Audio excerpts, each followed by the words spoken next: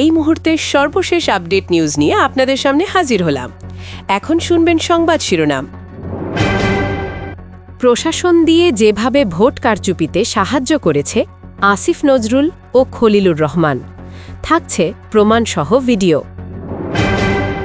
অবশেষে ইউনূস সরকারের বেইমানির মুখোশ উন্মোচন, ফাঁস হল উপদেষ্টাদের ক্ষমতার কালো অধ্যায়। নির্বাচন সুষ্ঠু হলেও ফলাফলে কারচুপি হয়েছে নাহিদ ইসলাম। আরও জানাব, শেষ মুহূর্তে পাল্টে যাচ্ছে পরিস্থিতি। এবার তারেক রহমানকে নিয়ে যে বিস্ফোরক মন্তব্য সেনাপ্রধানের, এক বক্তব্যে রাজনীতিতে তোলপাড়। আপনারা দেখছেন লাইভ নিউজ বাংলা। এতক্ষণ দেখছিলেন সংবাদ শিরোনাম, এখন দেখুন বিস্তারিত। সময় আসলে কারোর জন্য থেমে থাকে না, আর যখন সেটা কথা বলে তখন তার ধার একেবারে কাঁচির মতো। আজ আমি আপনাদের সামনে এমন একটা দৃশ্য তুলে ধরছি যেটা দেখলে বিশ্বাসঘাতকদের শেষটা আসলে কতটা করুণ হতে পারে সেটা চোখের সামনে স্পষ্ট হয়ে যায়। ক্ষমতার দম্ভ একবার ভেঙে গেলে মানুষের চেহারায় যে কী পরিমাণ হতাশা আর লজ্জা ফুটে ওঠে সেটার সরাসরি নমুনা দেখছিলাম আমরা। সংসদ ভবনে তখন নতুন এমপিদের শপথ চলছে, চারদিক উৎসবের আমেজে ভরা। কিন্তু সেই আনন্দঘন পরিবেশের এক কোণে একেবারে চুপচাপ মাথা নিচু করে দাঁড়িয়েছিলেন বিদায়ী অন্তর্বর্তীকালীন সরকারের দুই বড় উপদেষ্টা আসিফ নজরুল ও সৈয়দা রিজওয়ানা হাসান। তাদের সামনে দিয়েই বিএনপির প্রভাবশালী নেতারা গর্ব নিয়ে হেঁটে গেলেন। কেউ ফিরেও তাকালো না। আসিফ নজরুলের দিকে তো একটা কথাও বলল না কেউ। কেমন যেন অদেখা অপান্তহেয় হয়ে দাঁড়িয়ে থাকলেন ওরা। ভাবুন তো, কয়েক মাস আগেও যাদের সামনে সবাই মাথা নিচু করত, আজ তারা যেন ওদের ছায়াও মারাতে চায় না। অপমান এখানেই শেষ নয়। একটু দূরে সাবেক পররাষ্ট্র উপদেষ্টা তৌহিদ হোসেন একা দাঁড়িয়ে মোবাইলে কিছু একটা করছিলেন। মনে হচ্ছিল নিজেকে আড়াল করতে চাইছেন। হঠাৎ পুলিশের এক সাব ইন্সপেক্টর ভিড় ঠেলে যেতে গিয়ে তাকে ধাক্কা দিয়ে সামনে চলে গেলেন। কোনো সম্মান নেই, গুরুত্ব নেই। যে পুলিশ কয়েকদিন আগেও স্যার স্যার বলে মুখে ফেনা তুলত, আজ তারা স্রেফ ধাক্কা দিয়ে সরিয়ে দিচ্ছে। খুব স্পষ্ট, বিএনপির কাছে এখন এরা কোনো কাজে আসে না, ইউজ অ্যান্ড থ্রো। সোজা বাংলায় অবহেলিত বর্জ্য, পচা মাল। শুধু কোনো এক রাজনৈতিক দলে না, সাধারণ মানুষের কাছেও এরা আজ বিশ্বাসঘাতক নামেই পরিচিত। একটু পেছনে তাকান। এই অন্তর্বর্তীকালীন সরকার যখন দায়িত্ব নিয়েছিল, তখন দেশবাসীর মনে তাদের জন্য ছিল অগাধ শ্রদ্ধা আর আশা। ডক্টর ইউনূসের ক্যাবিনেটের সবাইকে মানুষ মন থেকে সম্মান দিত। সবাই ভেবেছিল এরা বুঝি জুলাই বিপ্লবের সত্যিকারের রক্ষাকর্তা। কিন্তু সেই বিশ্বাসে ফাটল ধরল একটাই কারণে: ক্ষমতার মোহ, ব্যক্তিস্বার্থ আর বিদেশি শক্তির নির্দেশে চলা। মানুষ বুকের তাজা রক্ত ঢেলে যে স্বপ্ন দেখেছিল, তারা সেই স্বপ্নের জমিতেই নিজেরা ফসল কাটল। মানুষ ভেবেছিল তারা সুন্দর বাংলাদেশ গড়বে, তারা গড়ল নিজেদের ভাগ্য। এই পতনের বীজ বপন হয়েছিল আগের বছর ডক্টর ইউনূসের সেই বিতর্কিত লন্ডন বৈঠক থেকেই। ঠান্ডা ঘরে বসে পর্দার আড়ালে মাস্টার প্ল্যান হয়েছিল। তখন থেকেই মানুষ বুঝে গেল এই সরকার আর নিরপেক্ষ নেই। এরা আসলে এক নির্দিষ্ট দলকে ক্ষমতায় বসানোর পথ তৈরি করছে। জুলাইয়ের মানুষের ম্যান্ডেট গোপনে লন্ডনে বিক্রি করে দিয়েছে।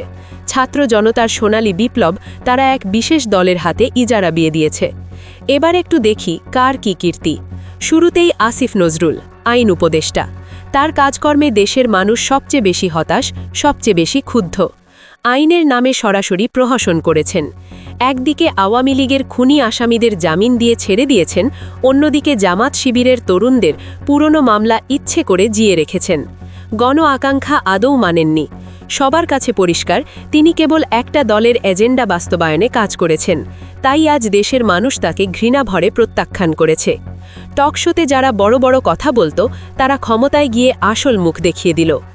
আইন উপদেষ্টা বিচার ব্যবস্থার সঙ্গে খেলছিলেন, আর পরিবেশ উপদেষ্টা রিজওয়ানা হাসান।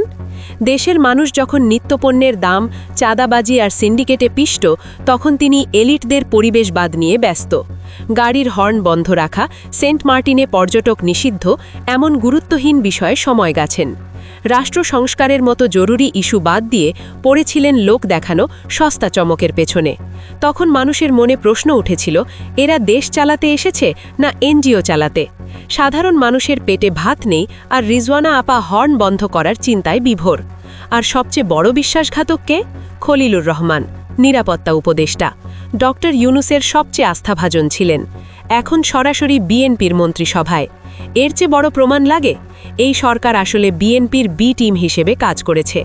খলিলরা ভেতরে ভেতরে নির্বাচনে সূক্ষ্ম ইঞ্জিনিয়ারিং করেছে, আর তার পুরস্কার হিসেবে এখন ক্ষমতার চেয়ারে। এই পেছন থেকে দালালি, এই বিশ্বাসঘাতকতায় দেশের বিপ্লবীদের মনে সবচেয়ে বড় আঘাত দিয়েছে। পুরো ক্যাবিনেটে কি সবাই খারাপ ছিল? না, একটু হিসেব করলে বোঝা যায় ফয়জুল কবির খান বাদে ইউনূস সরকারের কোনো উপদেষ্টাই শহীদদের কথা মাথায় রাখেনি।